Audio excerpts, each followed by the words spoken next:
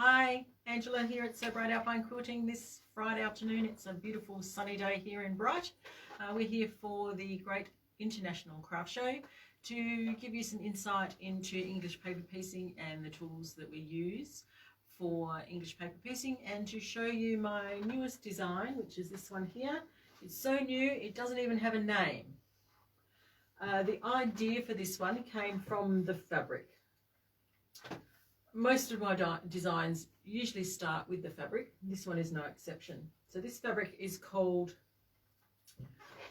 I'm forgetting the name now, Chrysalis. Chrysalis from Steve Wilson for Initial Design for Free Spirit. So the main border fabric is this one here, which we've put in our border.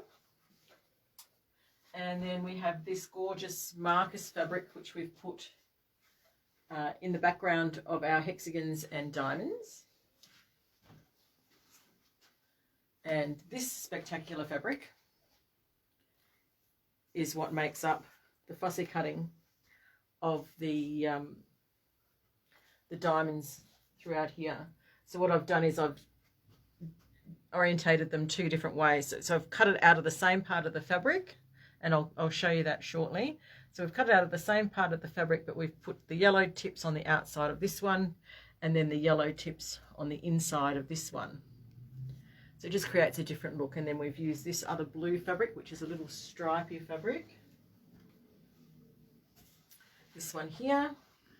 So all of these butterflies have been fussy cut from a strip within this fabric to create these, hi Evelyn, to create these little hexagon flowers. And you might even be surprised to know that I pieced them on the machine instead of by hand, and I've appliqued them on by machine as well. We can talk about that. The other fabric, the last fabric that's on there, is this beautiful big design that you can see in this part here. So I think that one was called Lepidoptera. So it has beautiful big butterflies. So what we've done, which is quite different with this quilt, is that the fabric is cut from the length. So normally when we're working with patchwork, we might cut our fabric from the width. But what I've done is I've taken the length of the fabric. So I've rolled out, I think it's 1.5 meters in this case, and I've just sliced it into 3 pieces. So we have one at the top, one at the bottom, and one in the middle. And then we have our rows of our hexagons and diamonds alternating. And then I've popped a butter, I think it's called Buttercup, Emma Louise quilter's muslin in the border here, because that's just what made everything pop. I was going to put a pinky purple, one of these pinky purple colours, but it just did nothing for the quilt, and it was the Buttercup yellow that made everything pop. So that's what it got. So I'm still working out the name of it and still writing the instructions. So this one, those of you in the newsletter will be first to know when that one is ready to be released. And of course we'll have kits for that. So the kits, there'll be 2 options, or 3 options for the kit. There'll be pattern only, there'll be pattern and fabric, and there'll be pattern, fabric and paper pieces, because it uses a packet of the hexagons and a packet of diamonds. Is the door still open? Sorry, Steve's left the door open, so he should put the camera down and go and see the customer, and I'll just carry on. So I thought it'd be nice to show you some of the templates and things that we use. I especially like the Marty Michelle templates. I've got 2 sets here. One is the G set. So this one is called Perfect Patchwork Templates in the G set. And this one is back. This one makes hexagons and diamonds in 1-inch size and 2-inch size, so very versatile. And you get all of these little pieces. I'll just put them down here so that Steve can zoom in on them. And all of these pieces in this template set. So for this quilt behind me, I used the 1-inch hexagon and the 2-inch diamond from that set. You can also have the nice big hexagon if you're doing big hexagons. And that one combines well with the other set, set H. This one here, which does 1.5-inch and 3-inch hexagons, which are these ones here. So there's only 3 pieces in this template set, but you can get still get all of the same shapes. So you can cut a triangle, or you can cut a diamond. In that one, you can cut the hexagon by cutting on the lines of this one. You can cut the diamond. You can cut a half diamond that way. You can cut the jewel shape by just cutting through there. And they all fit together. And then that's the big hexagon. So I like the way that they have the little registration points in there, and we use those when we cut out for our fussy cutting, which are very helpful. So I'll just put those aside. The other thing that I find quite useful sometimes cutting out and marking our templates is a sandpaper board. These ones are from Lilibel Lane from Sharon Burgess that we keep in stock. See out if there's anything that you have in particular that you want to know about English paper piecing and fussy cutting as we go along. But I've just got a box full of tools here that I like to use. Obviously the most essential one for English paper piecing is the glue stick. These are the Soline ones that we have in stock.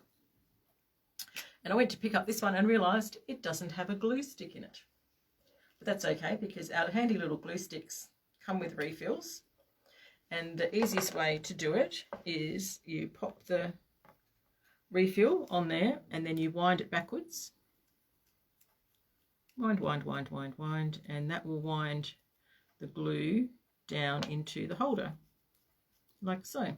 And same thing, when you're finished, as you're using the glue and you wind it forward, when you get to the end, you can just pop the other one off and put the new one on, just as I've shown you. These little containers also make handy little containers for disposing of old needles, because we want to keep them safe. We don't want to just put them in the rubbish. Other things that I like to use are the water-soluble pencil pen. This one is called Styler. It's also a Soline. I use a lot of their products just because they're really handy to get, and they are Australian company, which is also nice to support them. And they just work well together. They have lots of things that play with each other. So with the Styler pen, you can also get this one here, which is called an eraser pen. With this one, what you do is you undo this here and you fill this section up with water. And then once you've got your lines, if you've got lines on, we'll just go over here, Steve. If you've got, so with these shapes here, I would have had my little blue line that I would have drawn onto the fabric. Actually, in fact, you can still see one there. So you can put the water in there and you can use it and you can rub that out. Especially if you don't want to get your whole quilt wet or the whole section wet, if you use a chucks or something like that. Scissors. I like these tiny little rainbow scissors. They're really cute. Nice sharp titanium. Good for cutting threads. Handy little pair of scissors to have. The other type of glue that we use is the Roxanne's glue basted. And so we use the Roxanne's, which is a bit of a runnier glue. It's more like an aquadeer consistency. So we use that to hold our fabric in place when we're appliquing it onto the backgrounds. So they're handy. They come in the little, this is a new version. This is the Dib and Dab version. So it has a little sponge on the end. I don't think I have one open at the moment. If I do, I think it's at home. Yeah, I can't remember. That's too hard. And the other one that we have quite often is this one, which is empty, but you get the idea. This one is a little, very fine little nozzle.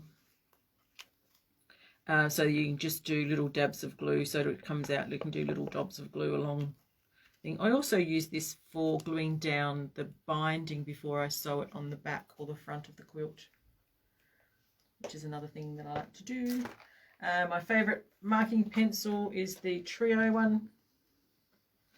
So this one has 3 different leads. So it has a lead, a white, so you just push it and the lead comes out, and a pink one that's just about to run out.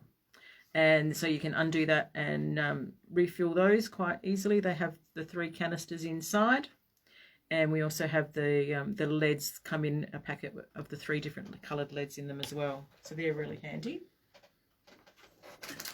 There's a glue stick. So your glue stick comes with 1 refill. There's the little refills. So we have the refills in packs of 2 or packs of 6 if you do lots of English paper piecing. There's the aqua eraser and the styler pen. So then as far as the paper pieces themselves go, we have a couple of different options. We have the So Easy ones, and these come in diamonds and hexagons, and we have 1-inch diamonds, 1.5-inch diamonds and 2-inch diamonds. So this is the diamond that we used in the one behind me. And then in the hexagons we have 1/2-inch hexagons, 3/4 inch, where have they gone? 3/4 ones have disappeared. 3/4, 1 inch, which is the size that we've used, 1.25, 1.5, and the big 2-inch ones as well. These ones here, I would probably, I probably wouldn't hand stitch those ones. I would probably machine stitch those ones for sure. And for sewing things together, I like to use the John James Golden Applique ones, needles. They're nice and strong. They don't bend as much as some do. And they have a nice size eye, even though it's quite small, but it's just the right size eye for the Resant thread. So I tend to do my English paper piecing with Resant thread, which is the same thread that I use for normal sewing. So it's 100 weight, so it's nice and fine. It sits very nicely in the seams, and it's a polyester core and it's cotton coated. So by having these on the little bobbins, I can take lots of different threads with me wherever I go. And these are little bobbin buddies. You can put two or three on each one. And you can take lots of threads with you when you go wherever you take your English paper piecing, because it's quite portable. You can take it on the go, you can take it on holiday, take it to sit and watch the kids while they're having their football practice or netball practice or soccer practice, whatever they're doing. Something else that I really like to do. Oh, Steve, can you pass the little container over so that people can see the clips? The little white container next to the sewing machine, please. These are the Jen Kingwell branded binding clips. That's it. Thank you. These are very handy little clips, so you can use them for holding your 2 of your pieces together as you sew, to stop yourself pricking yourself with a pin. These are also handy for keeping your binding in place when you're binding a quilt, same thing. And they also have a little guides on the back here so that you can put them in 1/4 of an inch or 3/8 of an inch, and you can have everything lined up so you know how far you've turned your binding over. So they're really handy. If you have trouble holding the needle, these are really good as well. They're little grippets. So they have a little plastic sticker that you stick onto your thumb and forefinger, or you can put it on the finger that you push with if you don't, depending on what action you use, whether you use a pulling through the needle or you push with another finger. I find it difficult to wear a thimble, so I quite like using these as well. Or the other marking tool that I use quite often is throwback from my dressmaking days. So this is a mini chalk wheel. So it has a very fine white chalk in it. So it just depends on the fabric that you're using as to whether or not. Yeah, so you can see a really nice fine line if you just want a chalk line. Sometimes it doesn't really work. No, it doesn't work so well on the backs of fabric. But it is also good for marking because you can get around the templates. You can quite easily put it up against the side of a template if you didn't want to use the wash away pen. So you can use it to go around your templates as well, and then you can cut that out with your hand, with scissors or with your rotary cutter. Okay, let me just pop these things back in my handy little box here.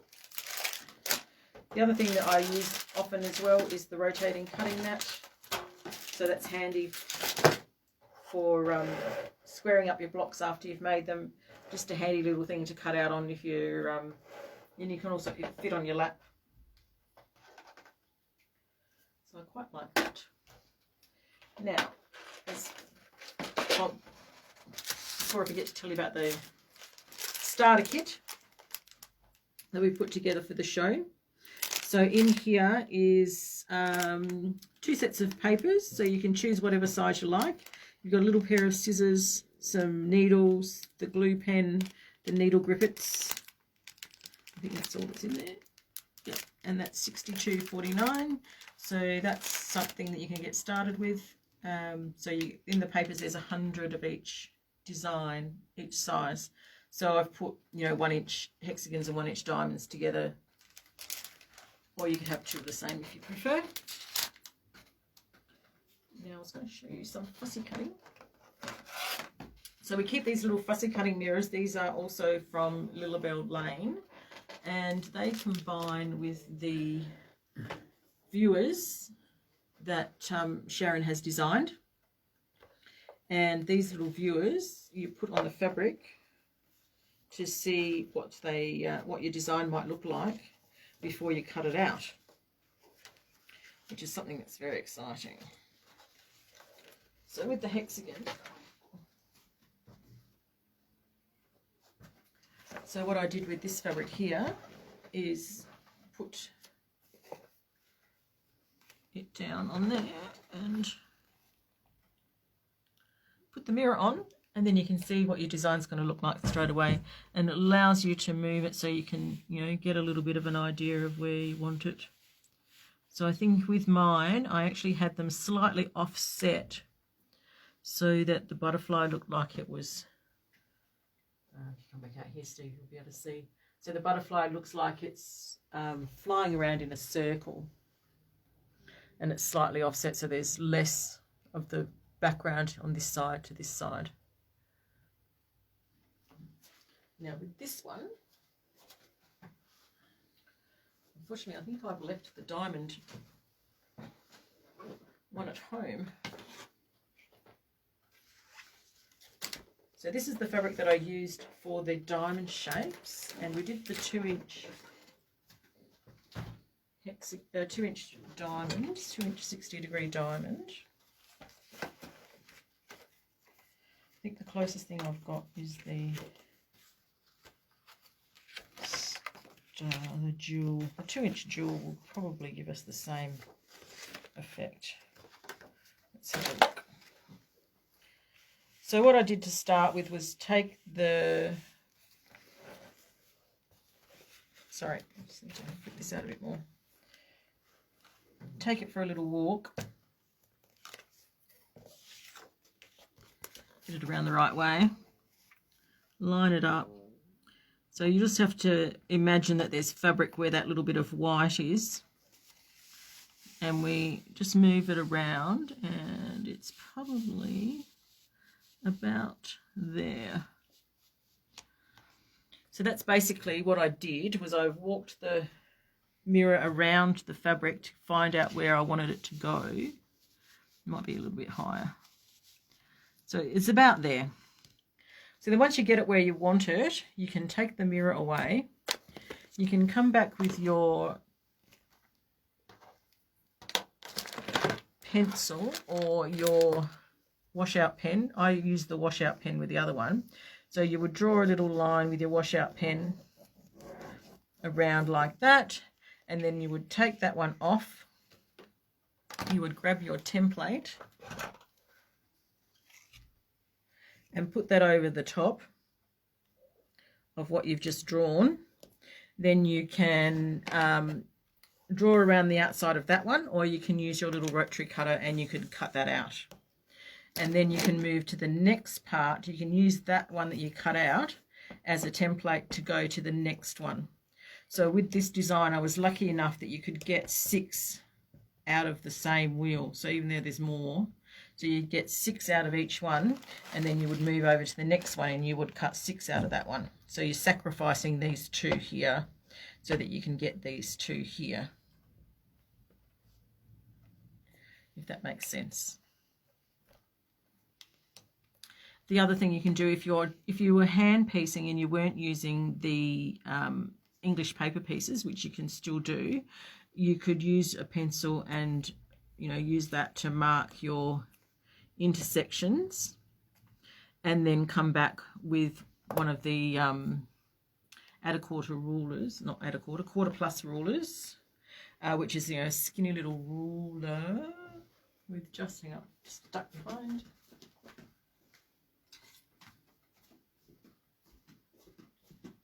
One of these skinny little rulers that it's a 1/2 inch and it has a line down the middle, so it's 1/4 inch each side. So you would take that off and you would draw around that shape, and that would give you your seam allowance that you could use for hand piecing. How are we going so far? Better get moving.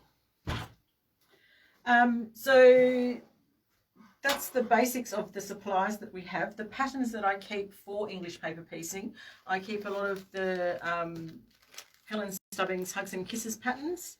So we've got things like this one in the round, which uses Helen's version of paper pieces, which are on a fusible, one-sided fusible paper, which you actually leave in and they dissolve when you wash the project. So they're a really nice way to work as well. So this is called In the Round. There's actually 12 designs in this series, and they can all fit, each one will fit in a hoop, so it'll be a nice way to display them. These are a 16-inch hoop. The other design that I have working on from Helen, that's the pattern, and that's number 1, and this is number 2 that we have in at the moment as well. The other one that I'm working on of Helen's is an ongoing project, English paper piecing project, is Opus Tweet. So I've been making that one for a little while. Some of you would have seen that I started that when we were on holiday last year. So these are some of the blocks that I've made. This is the original one of Helen's. I was using one of her fabric ranges. So what I've done is I'm using mainly basically Hugs, which are Helen's basics range of fabrics, and a few extra ones plonked in with it. And I'm stitching mine with a gorgeous Valdani Pearl 12 thread. So I've got probably 6 different colours of those to go in with that as well. So there are kits available for this one, and you can get a kit as well that includes the fabric as you can see it. There's a thread collection, or you can just get the pattern set, which does include all of the applique paper comes in the pack. You just have to cut everything out. It doesn't come cut out at this stage. And some of Sharon's patterns that we have, Sharon from Little Bell Lane, we have these cute little pin cushions, and they also come with laser cut papers.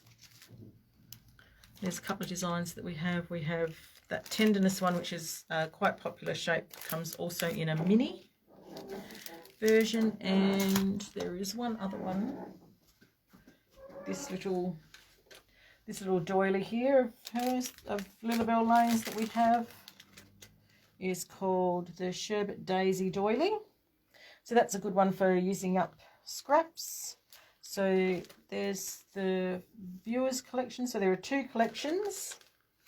Viewer number 2 has more obscure shapes, and Viewer collection number 1 has more general shapes. So on the back it tells you what sizes of hexagons and diamonds and jewels that you can get. Here is all the Marty Michelle, and the fussy cutting mirror comes like that. If you've got any questions about English paper piecing, let me know, and we'll see you back here tomorrow morning at 11 with our next demonstration. Thanks for watching. Bye bye.